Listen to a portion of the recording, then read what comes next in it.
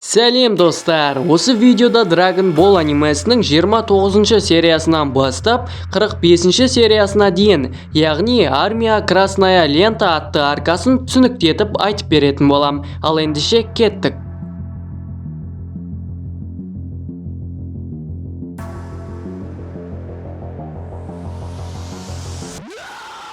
Сонымен Гоку турнир Тенкайчиден кейін өзін жетілдіру мақсатында ұстаздан бөлініп кетуді шешеді. Сапар барысында атасы қалдырған 4 жұлдызды драконды шарды іздейтінін қоса айтады. Шал ланчпен романтикалық кеш жасау үшін Курилинді де қоса алып кет дегенде, Курилин өзі бас тартып шалдан біраз үйренетін дүние бар екендігін айтады. Бульмалар да қалаға кететіндерін айтып, Гокулармен жолға шығып кетеді. Наму қалаға жеткілікті су алып келгенімен, судың қоры көпке жетпейтін еді. Ақсақал кезінде осы жыраның бойымен су тоқтамай келіп тұрғанын айта бергенде, Наму судың не себепті келмей қалғанын анықтау үшін бірден жолға шығып кетеді. Жолда Ашқарға Намуды қағып әкетіп азық етпекші болғанда, абырой болып Гоку сол маңайдан өтіп келе жатып, таяғын созып тұрып қарғаны қарғалатып Намуды құтқарып алады. Негізінен су жеткілікті екен. Динозавр тектес мақұлықтар суды өздеріне қоршап алып жұмақтағыдай қалқып жүр екен. Будда Наму алғашында сөйлесіп көргісі келгенімен, Дино ағалар Намудың ауылына түкіргені бар екенін айтады. Гокудың шатыры тайып, сендер пизде шығарсыңдар деп ерегес басталғанда, осы аумақтың смотряғы Тиран келіп қалады. Бұл деген турнирде Гокудан таяқ жеп қалған болатын, естеріңде болса. Тиран: жарайды, егерде бөгетті бұза алсаң, су бәріне жетеді. Әй, бірақ бұған тіпті біздің шамамыз жетпейді. Енді көресің ғой өзің, дейді. Гоку сүйікті техникасын қолданып, бөгетті ашады да Дино ағалардың аузын айға қаратып кетіп қалады. Ожидать от человека, который побил нашего мастера. Гоку ауыл тұрғындарынан алғыс естіп, Намумен қоштасып, жолын жалғастырады. Сонымен Гокудан қорлық көрген Адуду біраз үзіліс алып, қайта іске кірісетінін айтады. Кенет ауыр техникалар мен соғыс көліктері белгісіз жаққа жол тартып бара жатқанын көрсетеді. Гоку салқындау үшін өзенге түскенде, үсті басы кір қожалақ бала Гокудың киімдерін ұрлап кетеді. Бірақ Гоку Кинтоунның көмегімен көп ұзамай киімдерін тауып алады, бірақ жолдырбасынан айырылып қалады. Әлгі соғыс техникалары ұры баланың ауылына келіп, үйлерді қопарып, драконды шарды іздей бастайды. Белгісіз алаяқ саудагер қожалықтан Гокудың драконды шарды іздеуге арналған құралын нанның ақшасына айырбастап алады. Адуду сол ауылды аралап жүріп, әлгі көпестен дүкенінен ең бағалы сыйлық керек екенін айта бергенде, алаяқ саудагер бұл құпия деп драконды шарды көрсетеді. Адуду оның сұраған ақшасынан 10 есе көп төлеп, әлгі драконды шарды сатып алады. Сол арада Гоку да радарды іздеп дүкенге келіп қалғанда, бірін-бірін көріп шок болып қалады. Адуду қаша жөнеледі, Гоку оны қуа кетеді. Красная Лентаның армиясы саудагердің де дүкеніне жетіп, шарды әкелмесе басын кесіп алатынын айтады.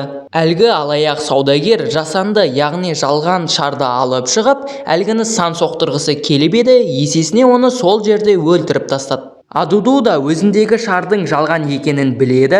Полковник Сильвер болған жайтты бастыққа түсіндіріп, солтүстікке қарай жол тартады. Гоку кемеге жеткен бойда Адуду шарды желімдеп, Гокудың құлағына ролтыммен қоса Биг Бонды да іліп, қолына шарды ұстатып, үйіне қайтарып жібереді. Демондар патшасы деп саналып кеткен Гюмао бақсыдан Гоку мен Чичи бірге болу керек деген әңгімені естіп қалған соң, көп ұзамай қызын ұзату керек деп шешеді. Ал нағыз драконды шарды динозавр тектес мақұлық алып бара жатып, Гюмао оны атып түсіреді. Сол сәтте полковник өзінің қауіпті аумаққа өтіп кеткенін біледі. Адудудың да кемесі полковник Сильверді аңдып келгені белгілі болып, алаяқ ұрламаны Гокуға ұқсатып киіндіріп, күйеу жігітті алып келеді. Ал Гоку бұл уақытта Чичи мен теңіз төрінде ұбытыдан қанша бал алдың деп әңгімені соғып отырған еді. Кенет мереке үстін Сильвердің армиясы басып кіріп, тойдың шырқын бұзып, шаңырағын ортасына түсіреді. Гюмаоның бұған жауабы Сильвердің техникасын жайратып, қирата бастайды. Кенет полковниктің тұзағына түсіп қалып, қамалып қалады. Сол орайда Адуду тиімді пайдаланып, 6 жұлдызды драконды шарды алып, тайып қалады. Полковник Сильвер бүткіл жасақтың күшін Адудудың артынан жіберуді шешіп, өзі де солармен кетеді. Гюмаоны тұтқындап алып кетпекші болған сарбаздарды Гоку мен Чичи жайратып салып, Гюмаоны босатып алады. Адуду көкке жылдам көтеріліп, артынан келген Сильвердің кемесін атқылап тастап, оны чаттан шығарып жібереді. Гюмаоның жарақатын таңып жатып, Гоку ол кісілер сізді құлатқандықтан мықты қарсыластар екендігін айтқанда, Гюмао бірден кешірім сұрап, сендердің тойларыңның шырқын бұзылғанына мен кінәлімін дейді. Гоку түкте түсінбейді, бірақ жейтін еш нәрсе қалмағанына ренжіп қалады. Полковник Сильвер парашют арқылы аман қалыпты. Радар арқылы кемесін іздей бастайды. Чичилер Гокудың қарнын тойдырып, Гокуды жолға шығарып салады. Сильвердің армиясы кезек-кезегімен топырақ астында жасырынған кеменің құрбаны болуда. Сол жерге Гоку да радар арқылы келіп жетіп, ол да тұзаққа түсіп қалады. Гокуды өлтірмекші болған меха-роботтың ортасына тесік сыйлап, Гоку тұзақтан шығып кетеді. Пилав кемесімен қашып кетпекші болғанда, оны 1040 әуе кемесі күтіп алып, Пилавтың кемесін істен шығарады да, ақыры драконды шар Сильвердің қолына түседі. Сильвер ақыры тынығып, спаррингте Сильвердің орнына таласып жүрген шенділерді сабап тастайды да, сол уақытта бастық шақырып, әлемді билеу үшін 7 шар керек екенін айтып, келесіде осы пышақ саған тиіп жүрмесін деп шығарып салады. Гоку болған жайттан кейін есін жинап, басқа шарға қарай бағыт алып, ақыры көздеген жерге келіп шарды іздей бастайды. Бірақ маймылдар Гокуды қорлап, ренжітіп жеміс бермей қояды. Кенет жабайы мысық анасы мен баласын жей келе жатқанда, Гоку оларды құтқарып, алғысы ретінде жемістерімен Гокуды тойдырады. Гоку ұйықтап қалған соң, маймылдар шармен ойнап көңіл көтереді. Курилин бұл уақытта 956-шы аджуманиясын жасап, 1000-ға жете алмай қалған үшін, Гермит оны әлі слаббаг екенін айтып, түскі асқа алып кетеді. Дастархан басында Курилин, қазір Гоку не жасап жүр екен, әлі шар іздеп жүрмекен деп айтып қалғанда, ұстаз шар туралы оқиға айтып берейін дейді. Кезінде 7 драконды шар бір бүтін болған екен. Көптеген халық оған табынып, алғысы ретінде қарапайым мұқтаж жандардың кез келген тілегін орындап отырған. Кейіннен адамдардың жүрегі қарайып, шарды өз мақсатына қолданып бастапты. Бұл қиянаттан кейін Құдайдың қаһарына ұшырап, шарды әлемнің 7 түкпіріне таратып жіберген дейді. Өз заманының адамдары кезек-кезек шарды жинай отыра, біреуі зәулім сарай соқса, кейбіреулері атақ пен даңқ шыққан, атақты күшті батыр болып отырған, және тағысын тағы дейді. Сильвердің армиясы шарды маймылдан көріп, маймылды қуалап әуре болмасы үшін орманды өртей бастайды. Ақта оларды Сильвердің өзі тосып отырады. Ақыры маймылдар қолға түсіп қалған кезде Гоку келіп қалып, маймылдармен қоса шарда қашып кетеді. Бірақ Сильвер маймыл ұстағалы тұрған бұтаны сындырып, құлап бара жатқан соңғы сәтте Гоку оларды құтқарып үлгеріп, шар өзенмен қоса ағып кетеді.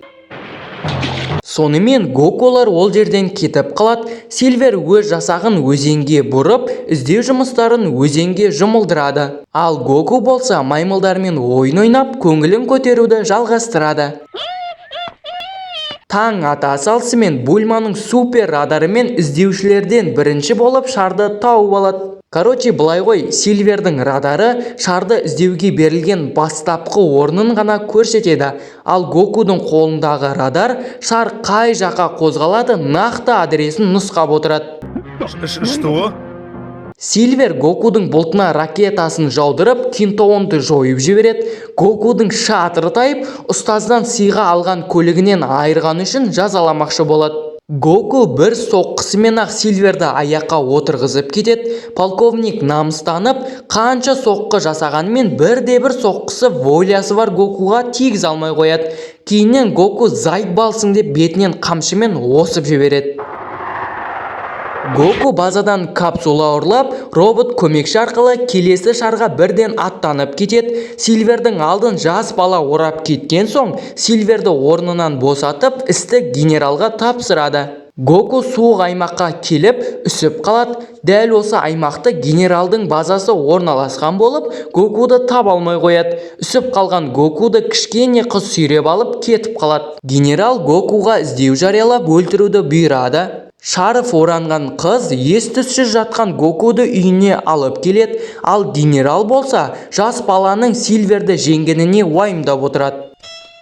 Гоку есін жинаған соң, қыз өзін Суно деп таныстырып, анасы екеуі суықта қалып қойған оны құтқарып алғанын айтады. Гоку да өзін таныстырып, драконды шарды іздеуге келгенін айтқанда, Сунолар қорқып кетіп, оны красная лентаның адам екен деп қалады. Квадрат X2, квадрат X3 адамдары Гокуды еш жерден таппай, сол маңайдағы жалғыз ауылды тінтуді шешеді. Гоку өзінің кім және қай жерден келгенін түсіндіріп, өзінің краткий историясын айтып береді. Сонда Сунолар сол себептен шарды жанталаса іздеуде жүргенін түсінеді.